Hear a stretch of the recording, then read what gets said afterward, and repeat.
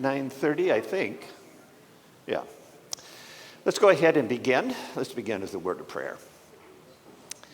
Gracious Heavenly Father, as always, we thank you for this opportunity of coming to the hilltop and to not only worship you and to praise you for all that you've done, but to sit at your feet and listen to your word and to think through it, to ruminate on it, to discuss it. For that we praise your name, because it's in that word, whether it's in worship or in Bible study, that we hear that incredible good news that we are forgiven and saved. And it's all because of the blood of Jesus. And as we venture into or continue our journey through Hebrews this morning, we get into that discussion about sacrifice, the ultimate sacrifice that he has made for us. And for that we praise your name. Guide us, Lord, in our lives that we might reflect that good news to people around us. It's in your name we pray. Amen. So, good to have everybody back. I presume everybody survived Taylor Swift's wedding last week, which seemed to be the big news. So we are in week 6 of our study of Hebrews. Let me just review a few things. Folks join us online every once in a while, and some of them are starting, and so it's good to summarize some things from week to week. I always found teaching in college that summarizing what we went over last week always helped people to retain things a little bit better. It does for me. So sorry for some of the repetition that we have, but it's good sometimes just to have that refreshed so that we remember better and put things into context. So we're into the letter to the Hebrews. The Hebrews is one of 8 letters that are part of the 27 books of the New Testament that are in the category known as general letters. And the general letters are simply just letters that we don't know who they're addressed to specifically, because you can see in Paul's list, we have specific congregations, specific groups of individuals that those letters are addressed to. It's very clear who he's addressing it to. And it's important to know where he's addressing it to, because each of those churches sort of have different situations that he's trying to address. The general letters, we don't really know who they're specifically addressed to. We can guess. And you can see in the general letters that actually we know a little bit more about who wrote these. We just don't know who they're writing to. So it's different from Paul's writings, except for Hebrews. Hebrews is the odd one out in the New Testament, because that one, as we've gotten into the study of the book of Hebrews, I mean, the 3 big questions that a person sort of asks is, who's the author, who's it written to, and when is it written? What's the timeline? And for all 3 of those things, we don't really know. We can guess. And when you get into chapter 13, which is the end of the book of Hebrews, there's a lot of clues that start surfacing. We don't see that in the letter itself until you get to the end. In Paul's writings, at the beginning, you sort of know what he's up to, who he's writing to, why he's writing it. That's why when you talk about who's the author to Hebrews, it's not like Paul's writing. This is so atypical of a Paul. When the King James Version of the Bible was translated in, 1611 or 16 something, there was a decision made in that translation to ascribe the book to Paul. So depending on what translation of the Bible you read today in English, if it's based off the King James Version, it'll say the letter of Paul to the Hebrews. But there's no evidence in the letter that that's the case. And in fact, there is a pretty strong argument that Paul didn't write it just because of how it's written. That isn't how Paul's style is. We know that the guy who wrote this one is very knowledgeable in the Hebrew Bible. He knows Jews and their culture. He knows worship. I mean, he quotes the Old Testament at least one verse every chapter. He knows it. He quotes it in the Septuagint, the Greek translation of the Bible. So it's sort of the times that he was in. So as I've mentioned to you before, if you go back and you look up these quotes in sort of modern or English translations today, they may not read the same, because our English Bible tends to come out of the Hebrew translation of the Bible. And the Septuagint comes out of the Hebrew, And that generally isn't used in the translations that we use today, so if that makes sense.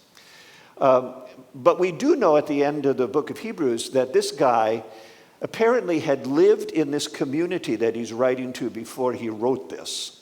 Because in chapter 13, we learn that he really wants to move back. He wants to come back to these people. So the recipients, it gives us a little bit of an idea of who the recipients are, because, again, when you go to chapter 13 of Hebrews, we find out that the writer, as he signs off, is saying that there are some folks from Italy here who send their greetings. And the indication would be, I guess, if you put two and two together, that this guy is writing to people in Italy. And if that's the case, it's likely that it probably is the capital city, because that's where a lot of stuff happens. And we know that there is a group of Christians in Rome. So it's possible that that's what he's writing to. And the date, as I've mentioned before, this book, because there's been some controversy over the years about who wrote Hebrews and when. There's some scholars that always believe that Hebrews was written in the 2nd century or 3rd century, later. But we know as a fact that Clement I, if you get out your Catholic Pope guide, Clement I, who is supposedly the 4th Pope of the Catholic Church, who lives at the end of the 1st century, writes a letter to the Corinthians. Like, what a big surprise, because the Corinthians had a lot of issues in their lives. There's an indication in Paul's writings. When you read first and 2nd Corinthians, that actually he wrote a couple of other letters to these guys. There's a lot of indication about when you read 1st and 2nd Corinthians that actually he wrote 4 letters, because they got problems. So at the end of the 1st century, Clement I, who is the 4th bishop of Rome, writes a letter to Corinth, and he quotes this book. He quotes this letter, which is really significant because it's saying this is written in the 1st century. What we do know from this letter, and we'll touch on it today, is the fact that persecution is breaking out. And some people's possessions, properties, have been confiscated, have been ransacked. We know that some have been imprisoned because of faith. No one has died yet. And if that's the case, it seems to place it at the beginning or the early 60s, about 3 decades after the time of Jesus. Because, again, there's a date. There's a lot of dates in the Bible that are important. But the year 64 is very, very important. Because in the year 64, Rome burns. That's when the Great Fire of Rome takes place. And Nero wanted somebody to blame. And he was able to blame, or it started to blame the Christians. Uses them as scapegoats. And so persecution starts breaking out against a variety of groups, Christians, right around 64. If that's the case, this probably, I tend to lean to the fact that this is written in the early 60s when persecution is starting to break out. So it's just sort of interesting in terms of what you can glean from particularly reading chapter 13 of Hebrews. It's sort of fascinating. Again, the outline, just to go over that quick because we are moving through it. There's 13 chapters in the book of Hebrews. I find it fascinating. I was reflecting this past week as I was getting ready for Bible class. I think a lot of folks look at biblical writers as being sort of backward. We're modern people, right? We know how to write. We know how to do all this stuff. We organize things. Those people years ago didn't have that skill. Look at these letters. These letters are organized. They're put together with intentional outlines of what they want to cover. Well, part of that is the fact that paper cost. Papyrus was expensive. If you're going to write a letter, you better know what you're going to say. And so organizing your thoughts. Well, they organized it. The writer to the Hebrews organizes it really quite well. At the very beginning, through these first 10 chapters, it's all about Jesus is the most important thing in the universe. He's superior to everything. And we've talked about the angels. He starts out in heaven, the angels, and then connects it to the Torah, the law that we're all under as human beings. In chapters 3 and 4, he talks about Moses, that Jesus is more important than Moses. Wow, I mean, this is the great Moses, the leader. And then the promised land that he was leading people to. Jesus is leading us not to that physical promised land, but he's leading us to this greater promised land, which is heaven in eternity. The last couple of weeks, we were looking at Jesus as being this high priest, the ultimate high priest. He's in the order of Melchizedek. I'm not going to go into that one because I suspect everybody does understand that one now.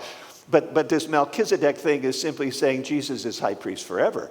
It's not that these high priests who are dying and you get a new one, and then he dies and you get a new one. Jesus is eternally the high priest. That's sort of the order of Melchizedek. And today we want to get into then the connection into sacrificing and the covenant. That ends part 1 of Hebrews. Part 2 is only 3 chapters long. So that's 11, 12, and 13. In each of these sections, there's always a warning. And the warning is phrased different ways, but the warning is always the same. Don't let go of Jesus. Stay faithful to him. He's the only one that can save you.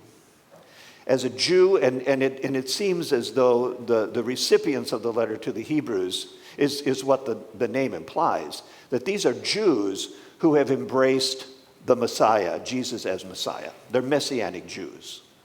There could be other non-Jews who he's writing to, but the reality, writing to the Hebrews, he's writing to people who have a Jewish background because he's going to quote the Old Testament to them. He's going to talk about Old Testament things that all the Jews would have understood and grow up with. For non-Jews, for the Gentiles, this stuff would be nothing. This would make no sense to people. But the letter to the Hebrews is written very specifically to people who know Jewish background. So there's always a warning. Don't let go of Jesus. Don't go backwards. And then there's the last 3 chapters. There will be 10 role models that are lifted up that we'll go through over the next couple of weeks. And then ultimately at the end, it's God's not going to abandon you. Therefore, don't abandon him. Letter to the Hebrews, I think, is quite uplifting. I think it confuses a lot of people because there's a lot of Jewish things in it. But the reality is that the letter to the Hebrews is really quite an encouraging letter to Christians today.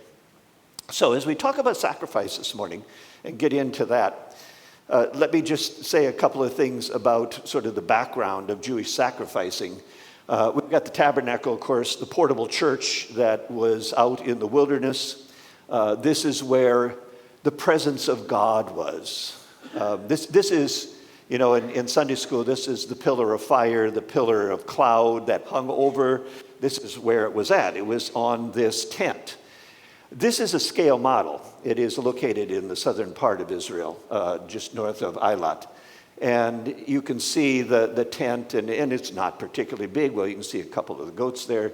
It's not particularly big, but the Jews camped around it. And this whole tabernacle thing is about God's presence in our midst. He is with us. He is with us.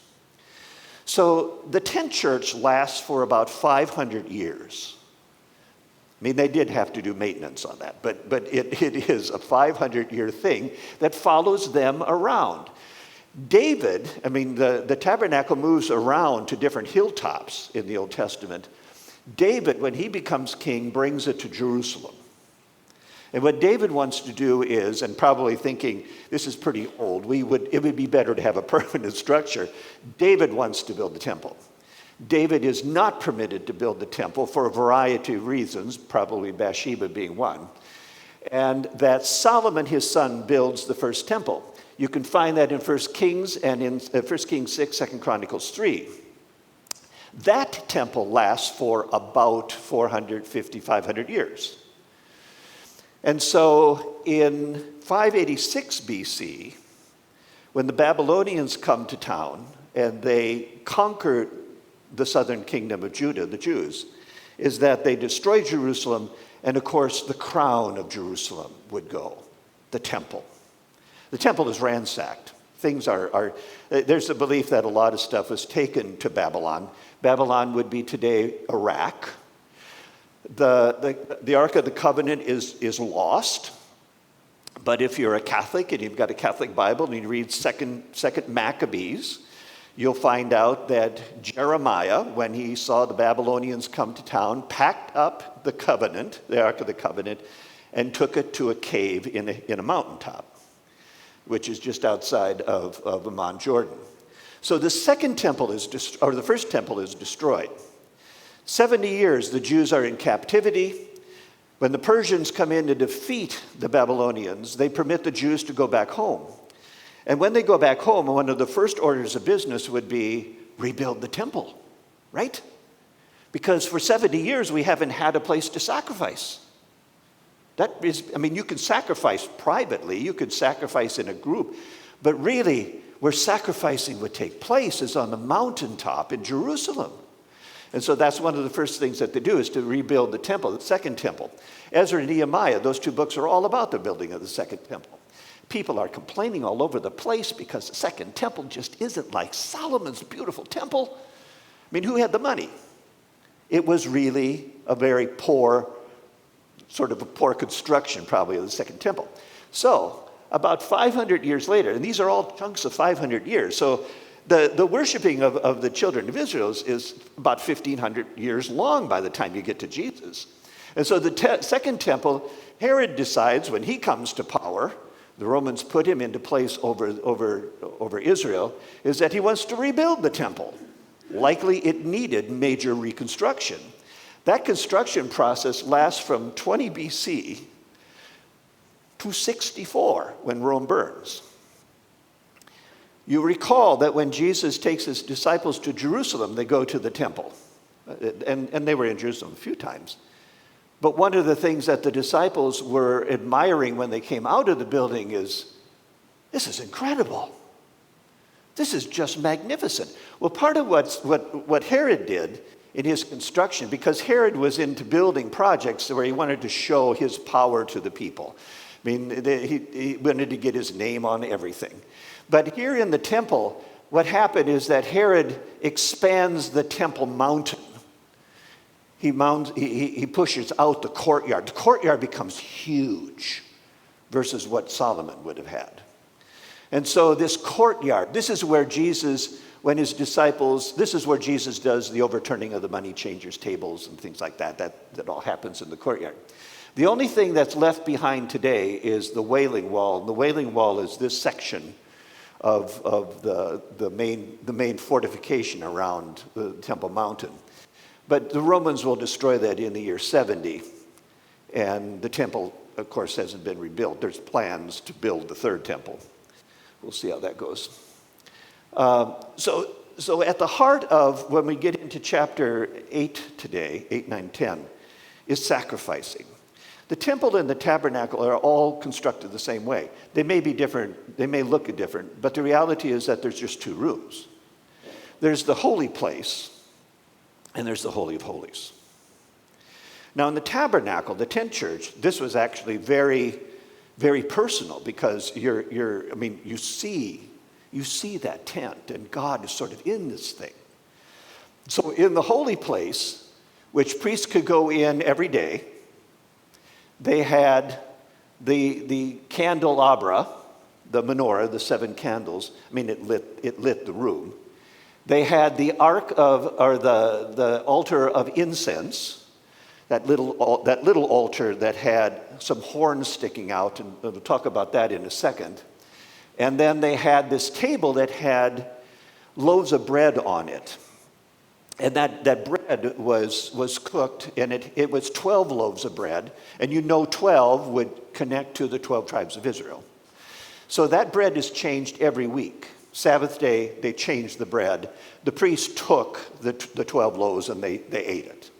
But the reality is that was to be sort of God's presence, a reminder of God's presence in our lives, because he provided for the children of Israel after they went out of Egypt into the wildernesses, that the manna and all that kind of stuff. God continued to provide for them. It was in the Holy of Holies that the most significant event took place once a year, Yom Kippur, the Day of Atonement. It's coming, October. Yom Kippur is when the high priest would go into the Holy of Holies and would offer the sacrifice to God. There were two lambs that were killed, or two lambs that were involved. Well, actually, there were two lambs that were killed because before the priest made the offering for the people, he had to offer sacrifice for himself. So the two lambs for the people themselves, one lamb was killed.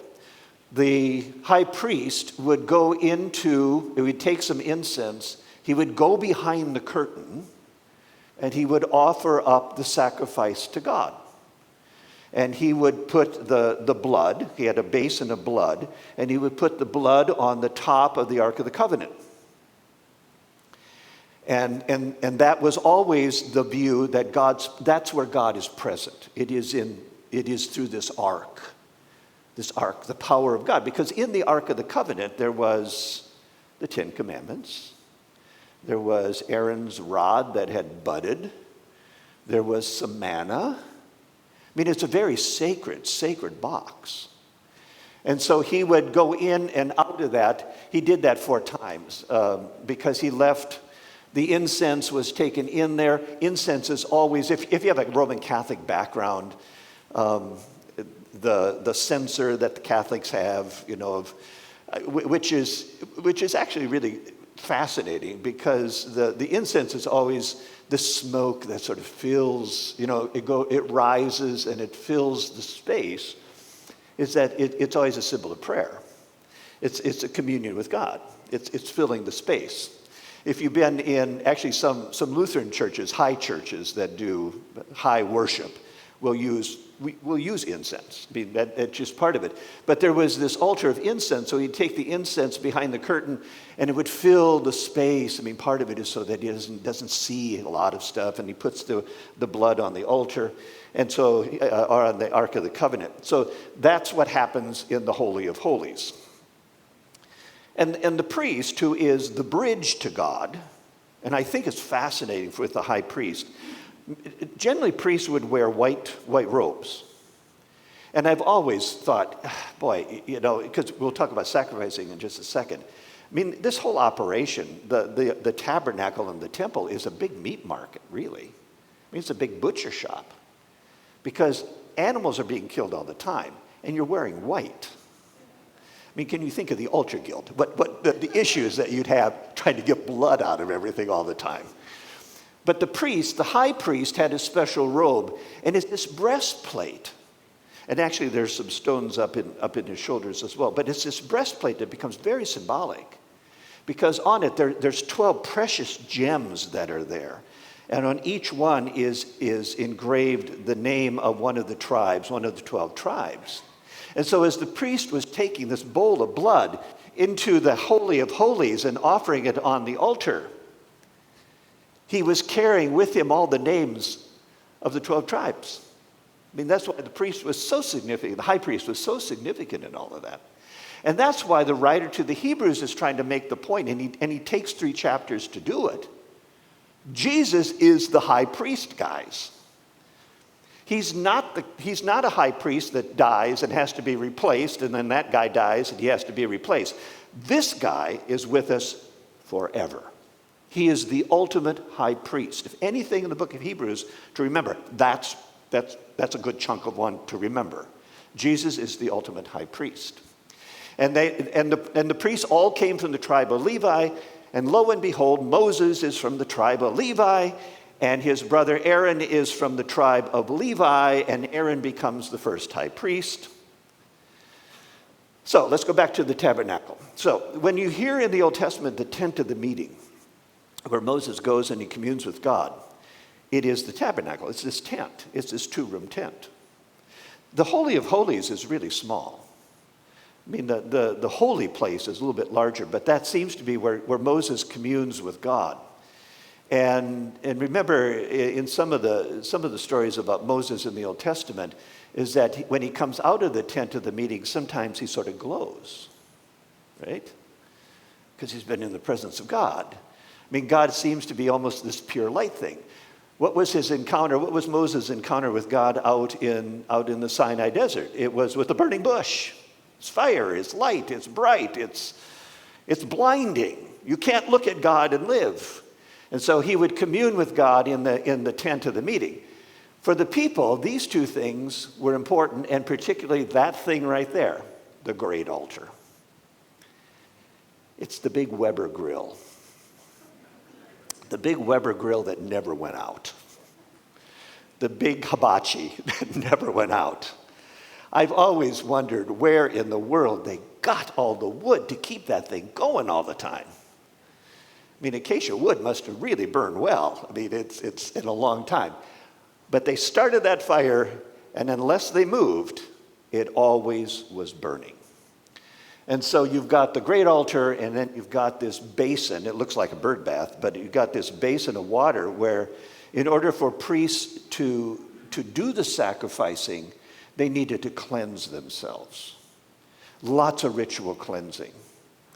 The Arab world, Islam is very similar to that. When you go to Jerusalem and you go onto the Temple Mountain, because Islam is there today, and you've got the Dome of the Rock and stuff, there are big faucets everywhere where people wash themselves. I mean, it's taking cleanliness to sort of the next level. And when you're at the time of Jesus, you get this idea that sin isn't some ethereal thing, some concept, but actually sin at the time of Jesus, Gentiles were sinners. And if you touched a Gentile, you could get sin. Because they're sinners. They got sin on them. Sin became almost a very physical kind of thing. And was one of the reasons, remember, one of the questions that the religious leaders were asking Jesus with his disciples, why aren't you guys washing your hands? It isn't a hygiene thing. Gentiles could have been touching that stuff. You seem like you have a question. Does the holy water in Catholicism come from this? Yes, it's based upon that kind of a thing. It's a blessing from the Pope, but the reality is that it's cleaning. It's a very symbolic thing. In some respects, baptism represents that as well. I mean, we think there's something deeper in that baptism, but it's washing, isn't it? Very symbolic that you wash yourself. You wash the robes. Jesus wouldn't have had, it would likely, John didn't put a little water on his forehead, is that Jesus was down in the Jordan River and they dunked the guy and he's in his robe. It is this washing that becomes important. But at the time of Jesus, particularly in the New Testament, you can see this kind of concept that's starting to come through, that Gentiles are the sinners. They're the ones that are infecting us. And we got to keep clean. And water is the way of doing that. So water becomes very important. So, the great altar isn't very big. It's 7.5 feet wide, or square, and it's only about 4.5 feet high. But it had to be kept going 24/7. The priests made an offering every morning. They offered a lamb, 1-year-old, no blemish to it, and at dusk in the evening, one lamb that was offered up. A lot of other sacrifices were happening during the day, but there was always the morning sacrifice to sort of start the line, and there was the evening sacrifice to end it as dusk. Remember, for Jews, the day begins at sundown. So that's the last thing you do before the new day starts. And so this Weber grill, this hibachi that's going 24/7, they've got to make sure that thing stays going all the time. So that lamb that was placed on the second one at the end of the day had to burn all night long. I mean, it was burning this animal all night long. The horns. You've seen horns on the altars and on the incense thing. The horns are very important. This puts you into perspective of how big everything is. This is to scale, folks. This isn't a reduced scale. This is 100% the scale of this whole operation. It's not large. So the horns, which are located on the four corners of the altar, and also the horns that are on the ark of incense, or the altar of incense, they represent God's power and sovereignty. The horns, while they're curved, and it would be nice if rams had horns that stuck straight up, but that the horns were supposed to be pointing to God. They're a little bit curved in this one. You'd like to have horns that are sort of more that way. So when sacrifices were offered in the great altar, the priest would take some of the blood, because blood's important. Blood is what keeps the animal alive. You drain the blood, the animal's dead. They would take blood and they would put it on the horns of the altar because it represented this connection to God then. Your sacrifice is being connected directly with the sovereign himself. This was also the place where you could take sanctuary. There's some stories in the Old Testament about, and particularly in the Pentateuch, there is a process that if somebody was falsely accused of something, that if they got to the temple or if they got to the tabernacle, if you held on to the horn, you couldn't be prosecuted until it was resolved. It was a place of protection. It's like a sanctuary city, that the case hasn't been tried and people are after you. You need a space to be of safety until that's all resolved.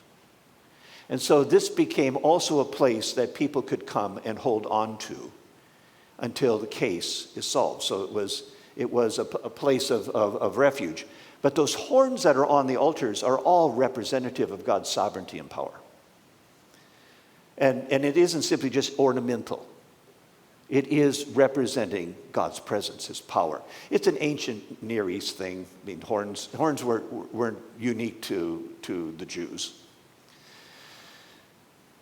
So sacrificing. Ah, yes. So in Solomon's temple, in the Holy of Holies, was the Ark of the Covenant. The temple the second temple that Herod helped rebuild. What was in the Holy of Holies? What was in the Holy of Holies in the second temple at the time of Jesus? Nothing. The Ark is gone. The Ark is left at the year 586. I mean, if 2 Maccabees is correct, Jeremiah hid it. They haven't found it yet, except for Indiana Jones, who, I mean, we know what that happened. But the Day of Atonement was still observed, and what happened in the second temple behind that curtain, since there was no Ark of the Covenant, there was a raised platform where the Ark would have sat. So the blood was still poured in the same location, even though the Ark wasn't there. So you can read in the Old Testament, there's tons of sacrificing that goes on in the Old Testament, all different kinds of sacrifices. But it sort of comes down to 5 different types of sacrifices. 3 of them are voluntary, 2 of them are mandatory. And so when you read the Bible, and as we get into this section 8, 9, and 10, there will be a reference to burnt offerings and grain offerings and all that kind of stuff. So it's important to sort of know this. So there are voluntary sacrifices that if you feel moved by God, moved to offer a sacrifice to God for something, likely you're coming to God because you want to give him thanks. Maybe you need help from God. I'm moved to go to that tabernacle and to sacrifice to God to ask for his help. Maybe it's the birth of a child, in that you want to show your expression of thanksgiving to God. So we've got burnt offerings, grain offerings, and peace offerings. Those are voluntary. Those are what people are sort of moved to do in their lives. The burnt offering is probably the most common one. Burnt offering could be a variety of things. They had it from bulls, birds, pigeons, turtle doves, rams. It really depended upon how much money you have. What was your status in life? Could you afford a bull? When Mary and Joseph took Jesus to the temple on the 8th day, what did they offer as a sacrifice? was the turtle dove, the dove. They couldn't afford the ram.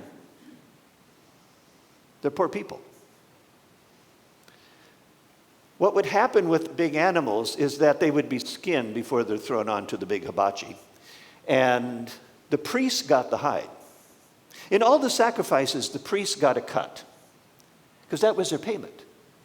These guys, they're not farmers. They're not shepherds. They're taking care of us. We owe them. We owe them. And so in every sacrifice, the priests always got a cut, a part of it, the tenth, the tithe. And so they would take the hide, they could sell it. It makes some money. The grain offering, you would bring some grain. Maybe it's Thanksgiving to God for a great harvest this year. And so instead of bringing sort of the bucket of grain, as people probably would imagine in a grain offering, is that you make some bread. You make some cakes. You bring it to the tabernacle. You throw it all into the fire to burn it up. Actually, you give some to the priests. And then with it, you bring some wine, and you throw that in there as well. Although the priest gets some of it. That's how it worked. And then the peace offering. That peace has been restored maybe in a broken relationship, or there's been, some argument in the family members, or some falling out, and it's all been resolved. And so you want to go to the tabernacle and you want to offer thanksgiving to God. I'm grateful, God, for all that you've done. I've been moved to do this. And so you'd bring a peace offering. And probably others were involved in all of this. So you maybe brought a lamb, and so they carve it up and they throw part of it into the fire, and the rest of the community eats the meal. Sacrificing was really an art form. Those are voluntary. The mandatory ones are all based upon sin, if you've sinned. There is the sin offering, and there is the trespass offering. Those are two very different things. Sin offering is an atonement for breaking the commandments or breaking the rules. This would be the offering. And I was thinking, for Roman Catholics, all my family are Roman Catholics except on my dad's side. And for Roman Catholics, the confessional becomes an important moment in time where you go to the confessional booth, supposedly somewhat anonymous, but you're going to the confessional booth and you're confessing your sins. How detailed are you going to get? If you're going to go to the tabernacle and you have sinned, do you advertise it? This is what I did. I feel bad for it. Can you offer a sacrifice for me? What would move you to go to the tabernacle to do a sin offering? Because you're sort of disclosing publicly that you've done something. And it's not voluntary. This is something you've done. And I need to make amends to God. So the sin offering is a very personal one. It's atoning for sin. It's covering sins. People who were defiled, in the Old Testament that if you touched a dead body, you're defiled, and you need to be cleaned up, and you need to offer a sacrifice. Women in each month anything that's defile you would have to offer up a sacrifice. Those are very personal things. The trespass offering is if you've wronged somebody and you need to make amends. Maybe as a shepherd, you have inadvertently come in contact with somebody else's flock, and maybe something happened to one of their sheep, and you need to pay them back. There's a variety of things that trespasses could do, where I've trespassed on somebody, and I need to pay them. I need to reimburse them. So there would be a sacrifice that could be offered, and then that portion of the sacrifice would also be shared with the person or persons that you trespassed against. So it's a complicated system, quite honestly. And one of the reasons that it's important to understand this is this happens day in and day out, day in and day out, day after day after day after day. Think of all the animals that died. Think of all the blood that's drained. It's incredible. It's the point that the writer to the Hebrews is going to make in 8, 9, and 10. If sacrificing was taking away sin or dealing with it, we wouldn't have to do this every day. There's been a solution to that. One sacrifice. The ultimate sacrifice. God himself. He's come in. He's the Lamb. He has laid his life down for us. He's the eternal high priest. Not only is he the high priest, but he's the sacrifice himself. So for Jews who have grown up in this environment of sacrificing, this would, I would think, would really make some sense. I mean, for us today, it's probably not as significant. But sacrificing, the whole concept of sacrifice is that you're taking something of value of yourself. It's not simply something we got left over. It's not something that's in the storage shed that we don't need anymore. Let's bring that to the tabernacle and destroy it. And say, God, I'm sorry. No, it's the best of the flock. It's the sheep without a blemish. It's not the runt of the lamb, of the flock. It's the best of the grain. It's the best of the wine. We bring that to sacrifice something of value to God. It's saying that this is of value to me. This is how remorseful I am, that I would give up something that really sort of hurts my pocketbook to say, I'm sorry. And so sacrificing really becomes significant. The Leviticus 17, verse 11 passage is about the blood thing, because blood's important in sacrificing. The blood's always drained. And we know that if somebody would drain our blood out of us, we would die. Blood is the life. Jews couldn't eat blood. I mean, the blood has to be drained. And so the blood is very symbolic in sacrificing. That's what gets put onto the Ark of the Covenant. That's what gets put onto the horns of the altar and the altar of incense. On the Day of Atonement, that's what gets thrown onto the people. They offered the lamb. The high priest was in the Holy of Holies offering up the lamb and the blood. But when the high priest came out, part of that blood is thrown onto the people. Because you're participating in this. This is our sacrifice. It's not just mine, it's ours. We're all sinners. That Day of Atonement is incredibly important to Jews. And then they had a second lamb. The second lamb they tied a scarlet. They chose two lambs on the Day of Atonement. They chose two lambs for sacrifice. And I mean, the religious leaders had to have a huge flock of sheep, you know. I mean, this constant sacrificing is really costly.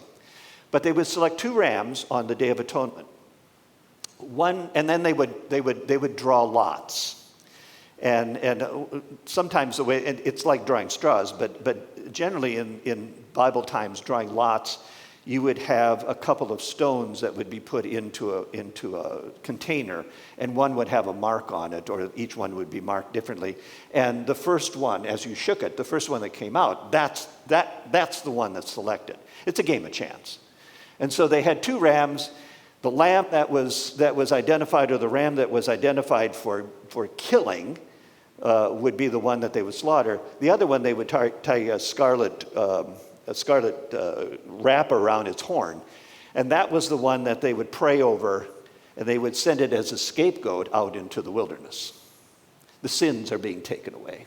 Being very symbolic. Larry? I'm trying to wrap my head around the logistics of all these sacrifices. Yeah. Assuming there were over 1 million people, you had one altar, and rams and bulls and so forth were pretty big. How in the world, people are being defiled constantly, how in the world could you handle any sacrifice? Yeah, the dynamics of the sacrificial system in the Old Testament is profound, I think, particularly the tabernacle side. I could see when they got the full temple in Jerusalem, when Solomon built that they actually put the apparatus into place to be able to supply. That's why when on Christmas, when the angels appeared to the shepherds, we sort of have made some assumptions that those shepherds are keeping watch over the sheep for the temple.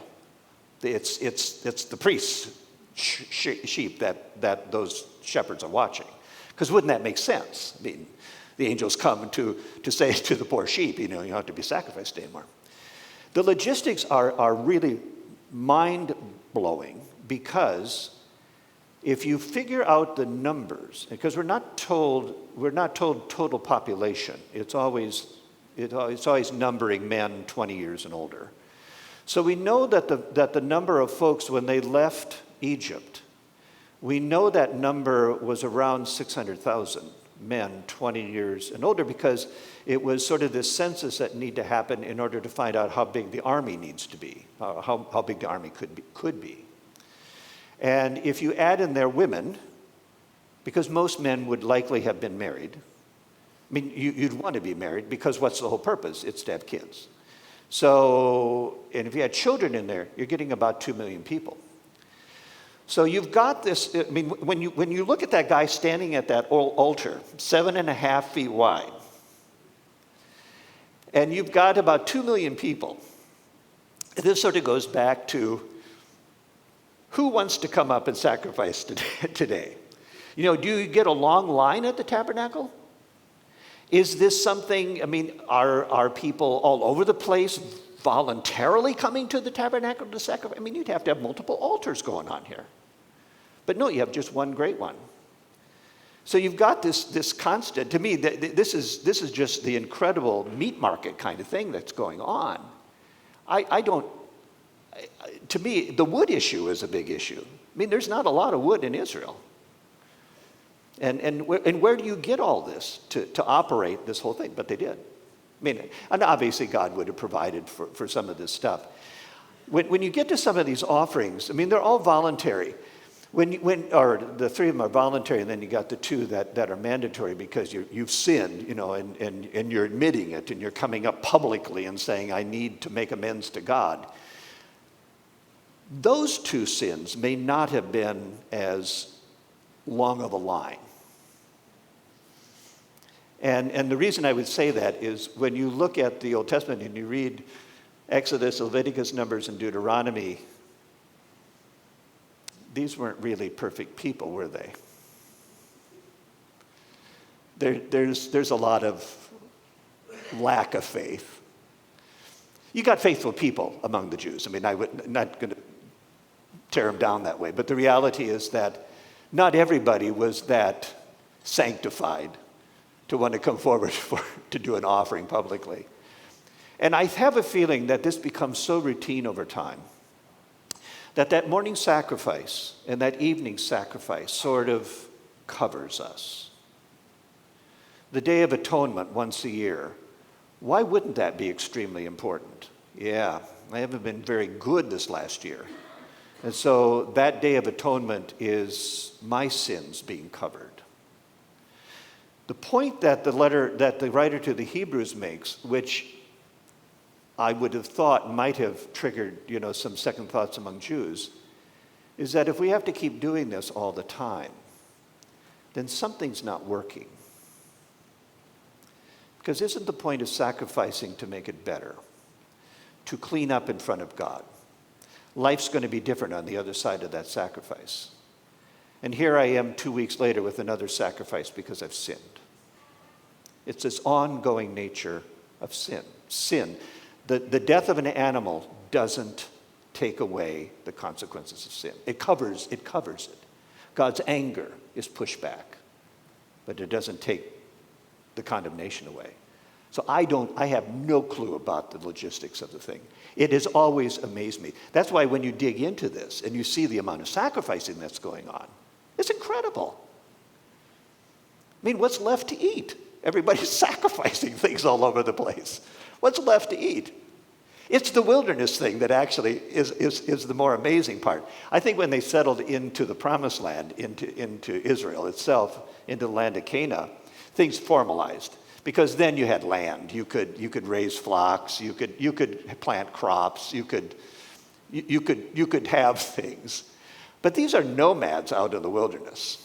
All they had is a tent and some flocks. They're not planting stuff. And they're there 40 years. And do the math. I mean, just the morning and evening sacrifices, you've got over 700, almost 800 animals that are being sacrificed, plus the two on Day of Atonement. And then all the ones that people are bringing. I don't know. Eva. I was going through one of the little devotional booklets that you find, and one of them was on sacrifices. And every single night it was a different sacrifice. And about halfway through it, I said, this is ridiculous. And then realized, thank you, Jesus. Yeah. Yeah, when you contemplate, that's why I think it's important, and obviously we're not going to get into Hebrews today, but the reality of understanding the sacrificial system is sort of at the heart of Hebrews, isn't it? Because you can try and appease God, but in the end, it doesn't make you whole. It doesn't take away the sin, right? Because we're still sinners. And so you have sacrifices all over the place. And what's the point in the end? And I wonder if Jews over time didn't come to a point of asking that themselves. What's the point here? They're making sacrifices for us in the morning and the evening. I don't need to do anything else because it's being taken care of. The line may not have been very long at the tabernacle and temple. That's my belief. So it may be that the logistics sort of take care of themselves, that people are simply falling into laziness. But the sacrificial system at the heart of this whole thing, which is at the heart of Judaism, because what is at the heart of in the wilderness? What's at the heart? It's the tent. It's the tabernacle, right? They're camping around it. It's God's presence. What's at the heart of Jerusalem? Well, it's the thing that's stuck up in the sky the highest. It is that temple. What do they do there? It's not coming together like here at Zion where we're singing praises to God and having worship services. You're going there to have a sacrifice. I mean, it's this big butcher shop. And what's the point?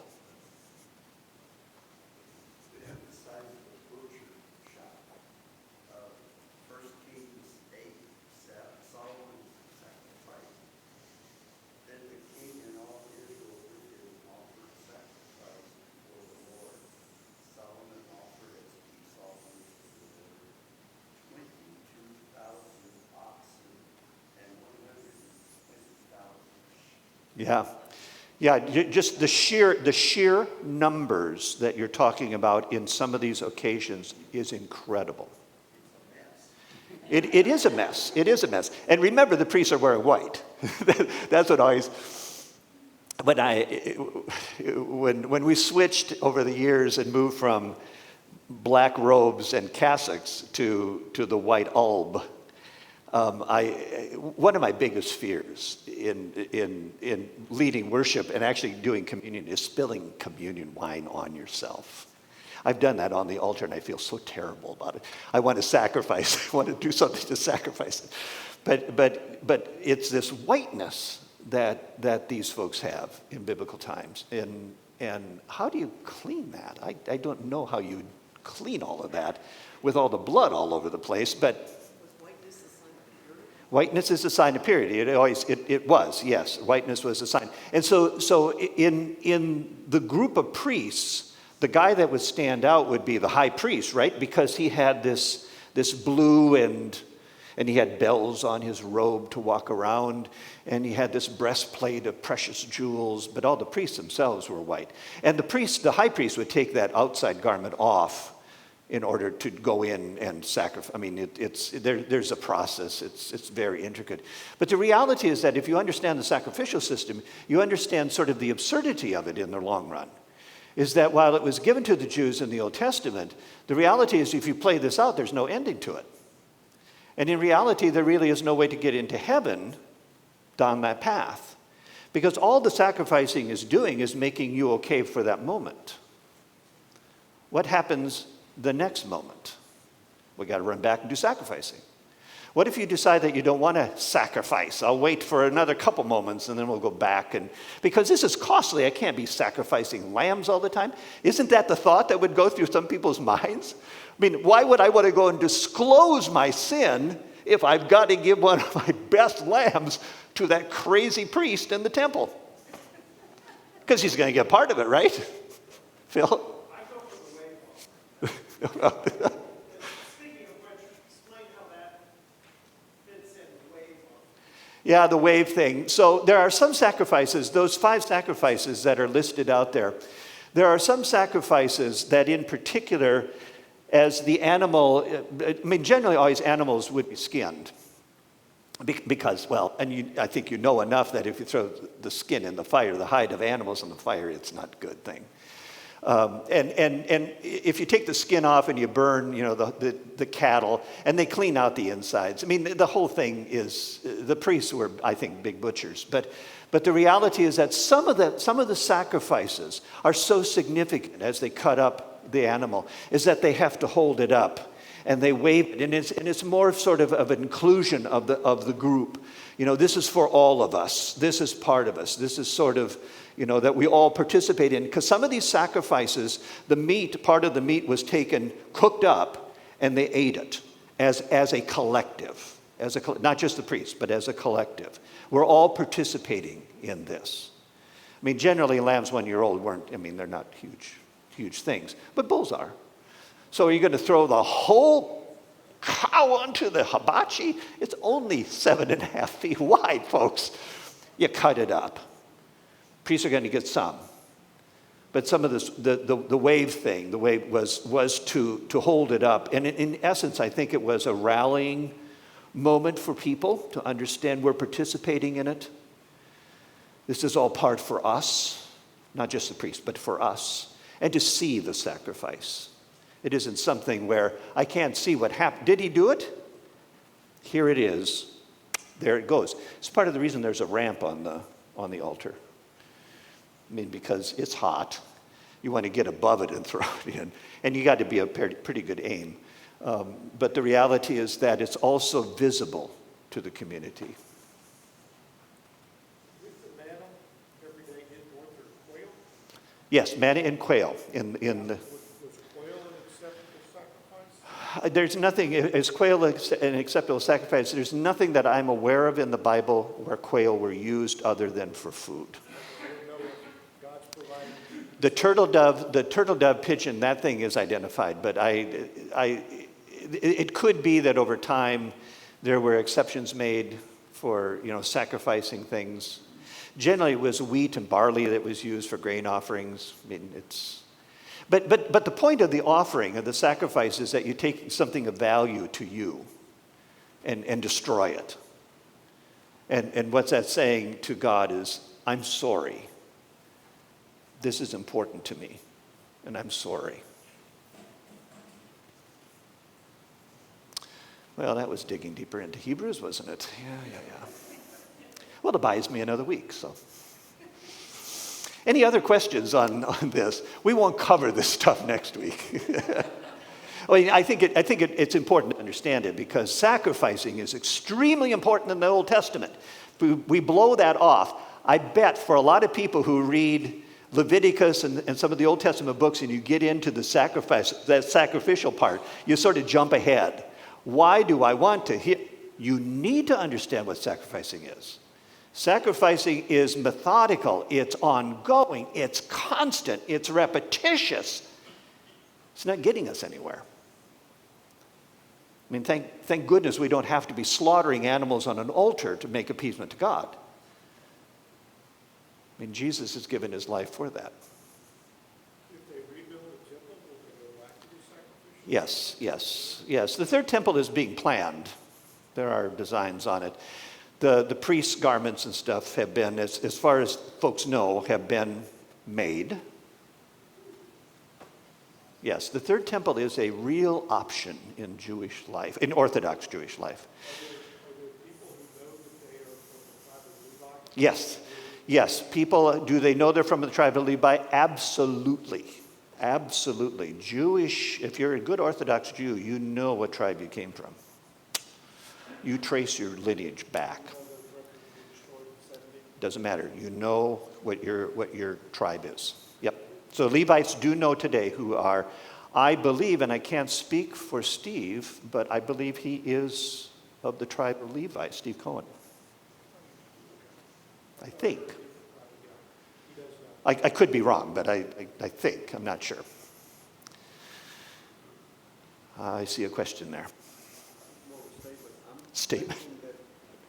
Judah, Levi, Benjamin were southern tribes. The northern tribes were pretty much scattered. Yes, yes, yes. So most Jews today would be able to trace back to one of those three. Yeah, yes. Yep. And you'll find out, and when we finally do get into chapter 8 and 9, chapter 9, one of the points that the writer to the Hebrews is making is that Jesus, if he was here right now, could not be a priest because he's not from Levi. He's from Judah. He's from the tribe of Judah. It makes him different, doesn't it? He's not the routine. God stepped in and changed the covenant. That's controversial, that he changes the covenant. We'll talk about that next week. Okay, let's close with a word of prayer. Thank you, Lord, for bringing us together again this morning. It's always an opportunity to sit around your word and to contemplate it. And of course, understanding that incredible love that you have for us, that you sacrificed your son.